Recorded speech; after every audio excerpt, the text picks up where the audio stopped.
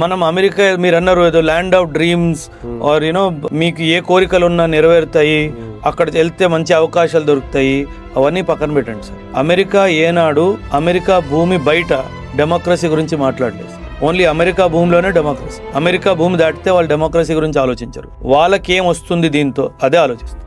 It is the most selfish country in this world. And మనమేమో వెళ్ళి వాళ్ళకి సేవలు చేస్తాం, వాళ్ళేమో గొప్పలు అవుతున్నారు, మనం ఎక్కడ ఉండిపోయాం చూడు. నువ్వు అక్కడికి వెళ్ళి బానిసలా ఎందుకు చేయాలి?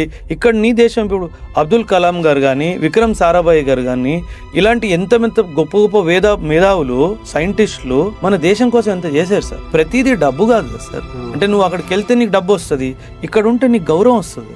ఎప్పుడైనా సరే మన భూమి మీద అబ్దుల్ కలాం గారు చనిపోతారా సార్? ఆయన ఎప్పటికీ చనిపోడు, ఎందుకంటే మనం చనిపోనివ్వం కాబట్టి. బికాజ్ ఆయన అంత చేశాడు మన దేశం కోసం. మీరు కూడా చేయండి. ఏముందో 4 రూపాయలు తక్కువ వస్తాయి, కానీ దేశం బాగుపడుతుంది. షార్ట్ కాంటెంట్ ని మిస్ అవ్వకుండా ఉండాలంటే వెంటనే ఫాలో చేసి షేర్ చేసేయండి.